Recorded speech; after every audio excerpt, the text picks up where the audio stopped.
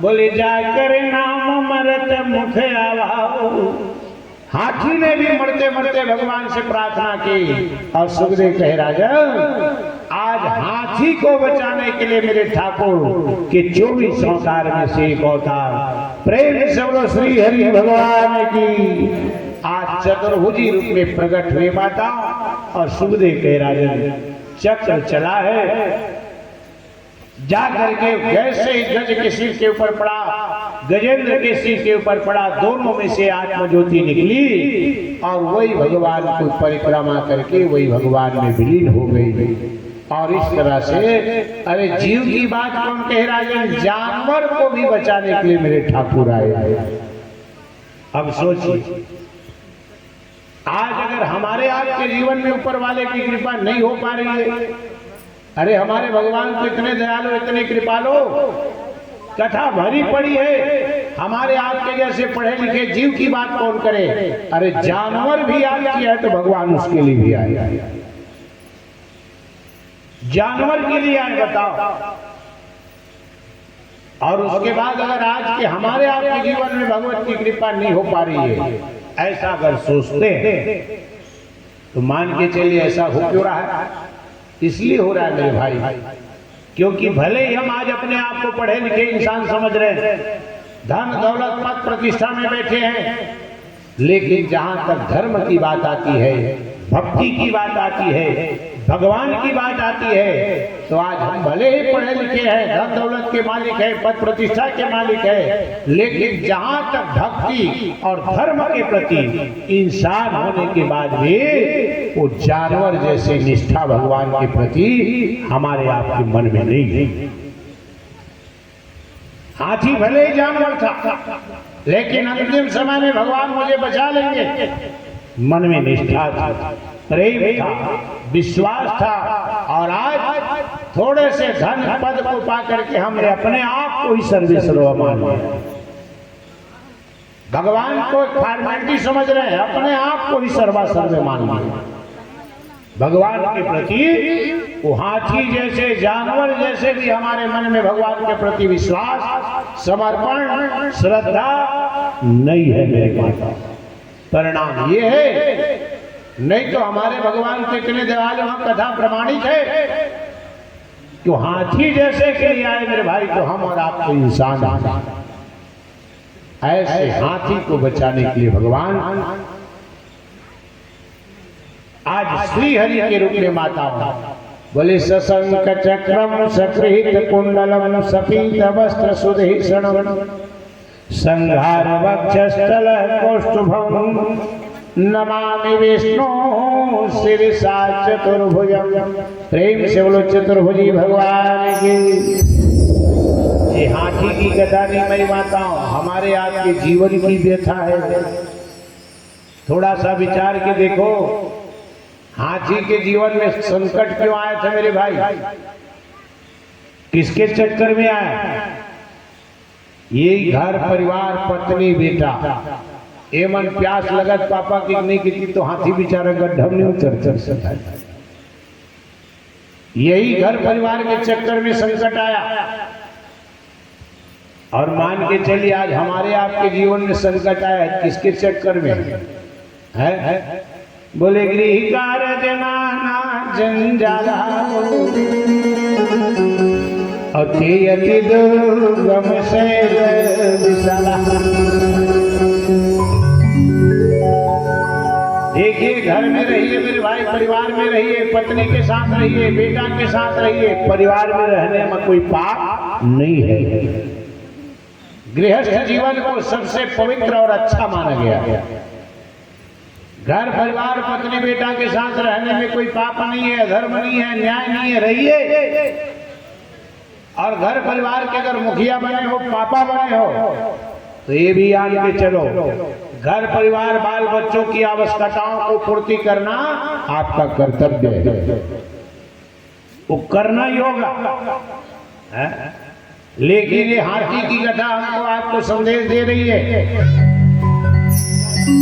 ये घर परिवार बाल बच्चों के चक्कर में उनकी पूर्ति करने के चक्कर में धन कमाने के चक्कर में याद रखना अधर्म की गठरी तैयार मत करो मेरे भाई। घर परिवार का भरण पोषण करना आपकी जवाबदारी है। घर के बड़े हो, बाल बच्चों की इच्छाओं को पूर्ति करना, पत्नी की इच्छाओं को पूर्ति करना, ये आपका कर्तव्य है। बच नहीं पाओगे, करना पड़ेगा। लेकिन ये हाथी की कथा संदेश दे रही है, सीख जाओ, संभल जाओ, सुधर जाओ। यही घर परिवार बाल बच्चों की इच्छाओं को पूर्ति करने के चक्कर में, धन कमाने के चक्कर में, याद रखना अधर्म की गठरी तैयार मत करो, पाप की गठरी तैयार मत करो। अगर ऐसा कर भी लिए तो याद रखना अधर्म के द्वारा, अन्याय के द्वारा पाप की गठरी तैयार करके धन कमाओगे। वो धन का बंटवारा लेने के लिए तो हर पत्नी तैयार हो जाएगी, हर बेटा तैयार हो जाएगा। लेकिन जो अधर्म में से हुआ है, याद रखना उसका बंटवारा, बोले निज कृत कर्म भोग सब भ्राता, उसका बंटवारा नहीं होता मेरी माता। उस कर्म का फल स्वयं ही भोगना पड़ेगा। इसलिए घर में रहिए, परिवार में रहिए, पत्नी के साथ रहिए, बेटा के साथ रहिए, लेकिन उनकी इच्छाओं के चक्कर में, धन कमाने के चक्कर में अधर्म की गठरी मत उठाओ। अब आदमी आज की दुनिया में हाय हाय कर भी क्यों रहा है, किसके चक्कर में बताओ? यही घर परिवार पत्नी बेटा है, चक्कर में हाय हाय है। और इसके चक्कर में अगर धन कमाने के चक्कर में अधर्म करोगे, पाप करोगे, याद रखना उसका बंटवारा नहीं होता मेरे भाई। धन दौलत रुपया पैसा का बंटवारा दुनिया का हर बेटा तैयार खड़ा है। और आज का बेटा तो ऐसा है मेरी माताओं कि धन दौलत रुपया पैसा के चक्कर में जिंदा माँ बाप को बांट दे रहे हैं। एक गांव में ऐसी कथा हो रही थी, गांव का नाम नहीं बताऊंगा, संपन्न परिवार का कथा कराए। जैसे दाऊ जी बैठे परीक्षित बन करके, उनके घर में हम लोग बैठे थे। लेकिन सब जब जैसे कथा शुरू होती तो जो गोटियां गोटी रहा है बिल्कुल सियान हो गिरा है। दोनों जना के बिल्कुल एक जन एती निकल के आती, एक जन हाथ डाले निकल के आए, डोकरी डोकरा कल बगल बैठ जाए। 2-4 दिन हुई सुखर बाद एक नाव ठाकुर आए कि रात क्या बात, मैं पूछे का बात यार, गोटनी गोटियां में सियान हो गए, पीछे अलग अलग बैठे और अलग अलग डाले निकल के आते। वाह वाह, नहीं जाना महाराज, मैं क्या जानू भैया।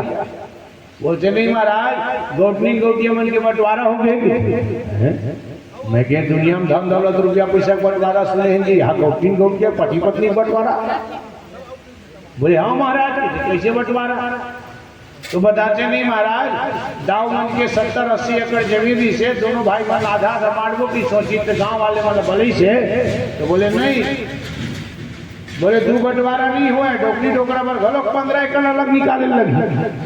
शाम दोनों भाई सुनता हो महाराज, कैसे दाई बाबू और अलग निकालो, 15 एकड़ फोकट चल दी। अरे ओखरे बेटा था, धन दौलत रुपया पैसा जमीन जायदाद कोठार बियारा सबोल बांटा था आधा आधा, तो काबर 3 बंटवारा करबो? दाई बाबू लोग आधा से बांट लेते। दाई छोटे में रही, दादा बड़े में रही, जिया जिया धन के चक्कर में दाई बाबू बांट दी। बताओ, भगवान न करे आपका बेटा ऐसा ना हो। लेकिन देखिए, जिस नारी के साथ, जिस पत्नी के साथ जीवन जीने की हमारी परंपरा कहती है कि सात भावरी का हो मतलब है, अरे 7 जन्म का नाता है। जिस पत्नी के बारे में 7 भावनी लेकर के हम और आप गृहस्थ जीवन में प्रवेश करते हैं, और हमारी परंपरा कहती है कि 7 भावरी 7 जन्म का नाता है। आज देखिए माताओं, ये धन कितना खतरनाक चीज है। वही धन को पाने के चक्कर में जिस पत्नी के साथ 7 जन्म का रिश्ता होता है, आपका ही जिगर का टुकड़ा, आपका ही बेटा, वही धन को पाने के चक्कर में 7 जन्म कौन कहे, एक ही जन्म में डोकरी डोकरल बांट दिया। पहले जन्म में आपको अलग कर दिया, किसके कारण? वो धन के कारण। भगवान न करे माताओं आपका बेटा ऐसा ना हो, लेकिन दुनिया की कटु सत्य है, सच्चाई है, हमने अपनी आंखों से देखा है। इसलिए जीवन में घर में रहिए, परिवार में रहिए, पत्नी बच्चों की इच्छाओं को पूर्ति कीजिए, लेकिन उसके साथ रहते रहते धन कमाने के चक्कर में अधर्म की गठरी मत खड़ा कीजिए, और नहीं तो उसका प्रायश्चित आपको स्वयं करना पड़ेगा। सुखदेव के राजन, ऐसा मेरा ठाकुर आज हाथी के लिए आए। सुखदेव कहे राजन, हाथी के लिए ही नहीं, मेरे भगवान जब देवताओं के जीवन में संकट पड़ा तो देवताओं के संकट की रक्षा करने के लिए मेरे ठाकुर कभी कच्छप रूप में आ गए, कभी मोहिनी रूप में आ गए, कभी वामन रूप में आ गए। कैसे आए? देवासुर संग्राम, समुद्र मंथन की कथा पतित पावन गंगा जी के पावन तट पे सुखदेव राजा परीक्षित को बता रहे हैं। आइए हम भी कथा परंपरा को आगे बढ़ाएं। उसके पहले पुनः एक बार मन को पवित्र करने के लिए आइए भगवान नाम की थोड़ी सी भजन कर ले, गीत गा ले, फिर आगे कथा में जाए। प्रेम से भागवत भगवान की जय हो, बोले वृंदावन हरि राम की जय हो, आनंद खंड भगवान की जय हो। मान मेरा कहना नहीं तो पछताएगा, मान मेरा कहना नहीं तो पछताएगा, मान मेरा कहना नहीं तो पछताएगा। मिट्टी का खिलौना मिट्टी में मिल जाएगा,